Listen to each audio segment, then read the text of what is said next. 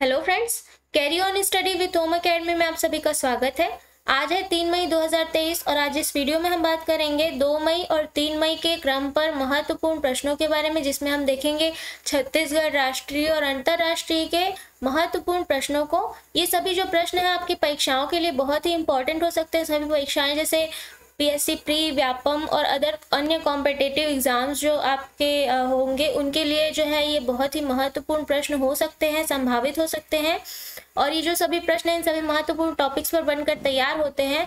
तो आप जो है वीडियो को पूरा देखिएगा। अगर चैनल आपने सब्सक्राइब नहीं किया है तो सबसे पहले चैनल को सब्सक्राइब कर लीजिएगा, और जिससे हमारे जो प्रश्न है जिससे हमारे जो सभी वीडियोस हैं आप तक आसानी से पहुंच सके। तो चलिए कल के प्रश्न से स्टार्ट करेंगे। कल का प्रश्न देखते हैं। प्रधानमंत्री मोदी ने अपने मासिक रेडियो कार्यक्रम मन की बात के 100वें एपिसोड का संबोधन कब किया है? तो इसका आंसर है 30 अप्रैल को। ठीक है, प्रधानमंत्री नरेंद्र मोदी ने 30 अप्रैल को जो है अपने मासिक रेडियो कार्यक्रम मन की बात का जो है 100वां एपिसोड को जो है संबोधित किया है। ठीक है, और ये जो सबसे पहले याद रखिएगा इस क्रम में कि मन की बात जो है शुरू कब हुई है। तो 3 अक्टूबर 2014 को मन की बात शुरू की गई थी। ठीक है, मन की बात शुरू हुई थी और ये जो है महिलाओं, युवाओं, किसानों जैसे कई सामाजिक समूहों को संबोधित करते हुए ये कार्यक्रम सरकार के नागरिक पहुंच कार्यक्रम का एक महत्वपूर्ण स्तंभ है, प्रमुख स्तंभ है। ठीक है, और ये जो मन की बात है 22 भारतीय भाषाओं, 29 बोलियों और इन लोग भारतीय भाषाओं और 29 बोलियों और इसके अलावा 11 विदेशी भाषाओं जैसे कि फ्रेंच, चीनी, इंडोनेशियाई, तिब्बती, बर्मी, बलूची, अरबी, पश्तू, फारसी, दारी और स्वाहिली जैसे शब्द जो भाषाओं में, विदेशी भाषाओं में प्रसारित की जाती है। तो याद रखिएगा 22 भारतीय भाषाओं, 29 बोलियों और 11 विदेशी भाषाओं में जो है ये प्रसारित होती है।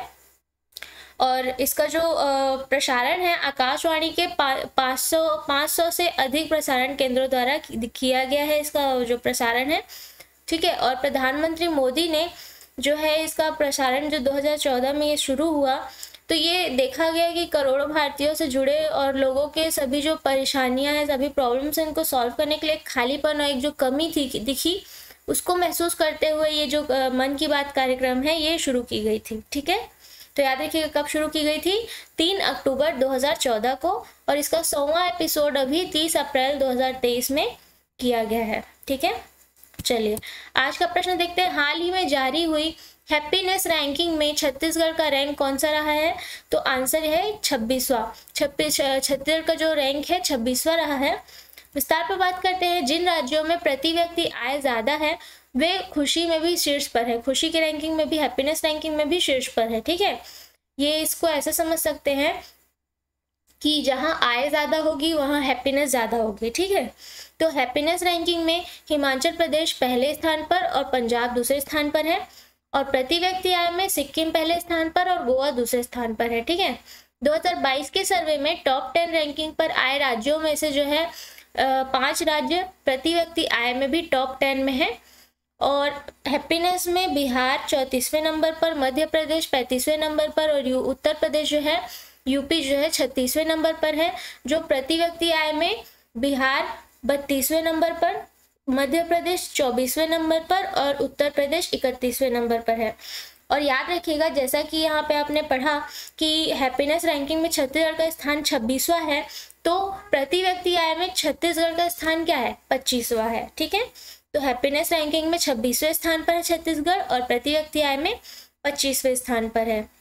चलिए अगला प्रश्न है। राज्य पोषित किस योजना में प्रथम 2 पुत्री को 20-20 हजार रुपए आर्थिक सहायता दिया जाता है? तो इसका आंसर है मुख्यमंत्री नोनी सशक्तिकरण सहायता योजना के तहत। ठीक है, याद रखिएगा मुख्यमंत्री नोनी सशक्तिकरण सहायता योजना। विस्तार में बात करते हैं। मुख्यमंत्री भूपेश बघेल द्वारा 73वें गणतंत्र दिवस 2022 को इस योजना का ऐलान किया गया था। कब किया गया था? 73वें गणतंत्र दिवस यानी कि 26 जनवरी 2022 में। ठीक है, इसके लिए न्यूनतम आयु जो है 18 साल और अधिकतम आयु 21 साल जो है होना चाहिए। न्यूनतम आयु 18 साल और अधिकतम आयु 21 साल होना चाहिए। इसके तहत अब तक कुल 20,000 से ज्यादा मजदूरों की जो है बेटियां जो है लाभान्वित हो चुकी हैं। ठीक है, अगला प्रश्न है। गोधन न्याय योजना के तहत गौपालकों और समूहों को कुल कितनी राशि का भुगतान किया जा चुका है? तो इसका आंसर है 224 करोड़ रुपए की राशि का भुगतान किया जा चुका है। विस्तार में बात करते हैं। गोधन न्याय योजना से गोबर और गौमूत्र खरीदने वाले छत्तीसगढ़ राज्य की बढ़त जो है जारी है। उन्हें अप्रैल महीने में करीब 5.32 करोड़ रुपए की किश्त जारी की गई है। विक्रेताओं को दी जा रही राशि में 1,67,00,000 रुपए गौठान की ओर से तथा 1,24,00,000 रुपए विभाग की ओर से भुगतान किया जा रहा है, याद रखिएगा। चलिए अगला प्रश्न देखते हैं। हाल ही में सुप्रीम कोर्ट ने छत्तीसगढ़ राज्य के अंतर्गत कितने प्रतिशत आरक्षण का फैसला सुनाया है? तो इसका आंसर है 58%। ठीक है, विस्तार पर बात करते हैं। राज्य में 18 जनवरी 2012 को अधिसूचना जारी कर 58% आरक्षण पर रोक लगा दी गई है, जिस पर सुप्रीम कोर्ट ने अंतरिम रोक लगाई है। 58% में 12% SC, 32% ST और 14% जो है OBC की है जो हिस्सेदारी रही है, याद रखेंगे। लोक सेवा अधिनियम 1994 की धारा 4 में संशोधन कर यह आरक्षण दिया गया था, ये भी याद रखिएगा। चलिए अगला प्रश्न है। राष्ट्रीय स्तर पर हाल ही में किस राज्य में 3 दिवसीय त्रिशूरपुरम मंदिर उत्सव मनाया गया है? तो इसका आंसर है केरल। ठीक है, विस्तार पर बात करते हैं। 30 अप्रैल को केरल के त्रिशूर स्थित वडक्कू नाथन मंदिर से जो है मदाथिल वरवू यात्रा के साथ ही इस उत्सव की शुरुआत हो चुकी है। इसे 200 से अधिक साल से मनाया जा रहा है और इसकी शुरुआत जो है, इस उत्सव की शुरुआत कोचीन साम्राज्य के शासक ने की थी।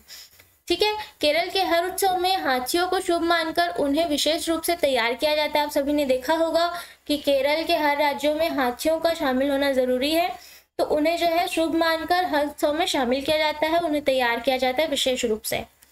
चलिए अगला प्रश्न है। हाल ही में किस राज्य में बेटियों के सम्मान पर लाडली लक्ष्मी उत्सव मनाया गया है? तो इसका आंसर है मध्य प्रदेश। ठीक है, मध्य प्रदेश राज्य में 2 मई को मध्य प्रदेश के मुख्यमंत्री शिवराज सिंह चौहान द्वारा लाडली लक्ष्मी उत्सव मनाया गया है।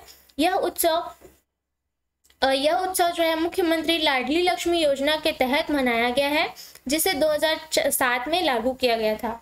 याद रखिएगा, मुख्यमंत्री लाडली लक्ष्मी योजना की शुरुआत 2007 में हुई थी। अगला प्रश्न, इसके विस्तार पर देखते हैं। इस उत्सव में जो है लाडली फ्रेंडली पंचायतों का सम्मान किया गया है। हर ग्राम में एक वृक्ष लाडली लक्ष्मी के नाम जो है ये शुरू किया गया है। लाडली लक्ष्मी क्लबों का गठन किया गया है और लाडली लक्ष्मी वाटिकाओं में वृक्षारोपण किया गया है। ठीक है, अगला प्रश्न है। हाल ही में किस अनुच्छेद के तहत सुप्रीम कोर्ट ने विवाह भंग के मामले में फैसला सुनाया है? तो अभी जो है अनुच्छेद 142 के तहत।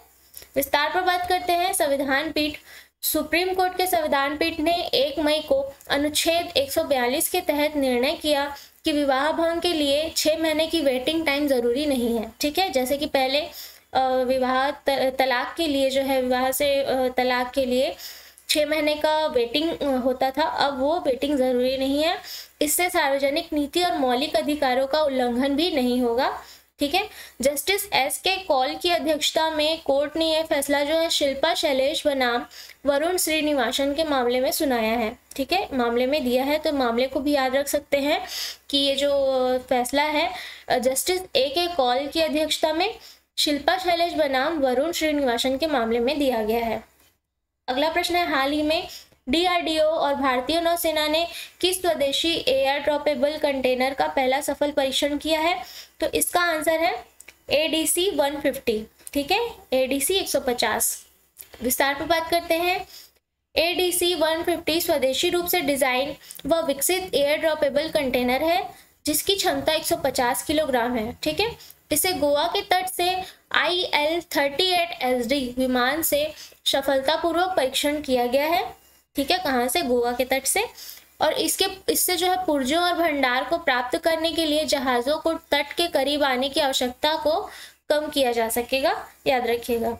अगला प्रश्न है। ISSF शॉटगन विश्व कप में भारत के लिए स्वर्ण पदक किसने जीता है? तो इसका आंसर है मेराज अहमद खान और गनीमत सेखों। ठीक है, विस्तार में बात करते हैं। 30 अप्रैल को भारतीय जोड़ी जो है मेराज और गनीमत ने मिस्र के काहिरा में चल रहे ISSF शॉटगन में अपना पहला स्वर्ण जीता है। ठीक है, स्वर्ण पदक जीता है। भारतीय जोड़ी ने इस भारतीय जोड़ी ने लुइस राउल गैलार्डो ओलिवरोस और गैब्रिएला रोड्रिग्स को 6-0 से हराकर जो है ये खिताब जीता है, ये स्वर्ण पदक जीता है। और इटली के सिमोना स्कोशेट्टी और गैब्रियल रोसेटी की जोड़ी ने जो है कांस्य पदक जीता है, याद रखिएगा, ठीक है। अगला प्रश्न देखते हैं। हाल ही में एशियाई बैडमिंटनशिप के डबल्स में किसने भारत को पहला गोल्ड मेडल जिताया है? तो इसका आंसर है सात्विक और चिराग, ठीक है, सात्विक और चिराग की जोड़ी ने। विस्तार में बात करते हैं। 30 अप्रैल को भारत के चिराग शेट्टी और सात्विक साईराज रैंकी रेड्डी की स्टार जोड़ी ने मलेशिया के वन यू सिन और टियो ई को हराकर ये खिताब अपने नाम किया है। इस चैंपियनशिप में 58 साल बाद भारत ने गोल्ड जीता है। 1965 में दिनेश खन्ना ने सिंगल्स में और 1971 में दीपू घोष और रमन घोष ने डबल्स में ये खिताब जीता था, ठीक है, मेडल जीता था। विस्तार पर अगला प्रश्न देखते हैं। हाल ही में किसने अजरबैजान ग्रैंड प्रिक्स जीता है? तो इसका आंसर है सर्जियो पेरेज ने, ठीक है। विस्तार पर बात करते हैं। 30 अप्रैल को रेड बुल के सर्जियो पेरेज ने बाकू में अजरबैजान ग्रैंड प्रिक्स में मैक्स वर्स्टप्पन को हराकर जीत हासिल की है। मैक्सिकन ड्राइवर ने अपने करियर की 6वीं जीत दर्ज की है इसमें। और फेरारी के ड्राइवर चार्ल्स लेक्लर ने तीसरे स्थान पाकर जो है अपनी टीम की वर्ष की पहली पोडियम उपस्थिति का जो है दावा किया है, ठीक है। अगला प्रश्न है। हाल ही में सैंटियागो पेना ने किस देश के राष्ट्रपति चुनाव में जीत हासिल की है? तो अभी है इसका आंसर पराग्वे, ठीक है, पराग्वे के जो राष्ट्रपति चुनाव में जीत गए हैं सैंटियागो पेना। विस्तार पर बात करते हैं। पराग्वे की सत्तारूढ़ रूढ़िवादी कोलोराडो पार्टी के सैंटियागो ने अन्य उम्मीदवारों को हराकर राष्ट्रपति चुनाव जीत लिया है। चुनाव अधिकारियों के अनुसार सभी मत पत्रों की गिनती हो जाने के बाद पेना के पास जो है 42% से अधिक वोट थे, ठीक है, याद रखिए 42% से अधिक वोट जो है इनके पास थी। और पराग्वे की अर्थव्यवस्था के इस वर्ष 4% से अधिक बढ़ने की उम्मीद है, लेकिन गरीबी और भ्रष्टाचार का स्तर भी जो है अपेक्षाकृत अधिक हो सकता है, ठीक है। अगला प्रश्न है। परमाणु ऊर्जा आयोग के नए चेयरमैन किन्हें नियुक्त किया गया है? तो इसका आंसर आपको कमेंट बॉक्स में देना है। साथ ही मैं बताना चाहूंगी कि हमारे एकेडमी में पीएससी प्री और व्यापम की न्यू बैच स्टार्ट की जा रही है, ऑफलाइन और ऑनलाइन। अगर आप इंटरेस्टेड हैं तो डेमो की जानकारी के लिए कांटेक्ट कर सकते हैं इस नंबर पे, दिए गए नंबर पे, या विजिट भी कर सकते हैं हमारे एकेडमी में, अमर कॉम्प्लेक्स, गांधी चौक, जुना बिलासपुर में। तो आज के वीडियो में इतना ही। कल मिलेंगे अगले वीडियो के साथ। धन्यवाद।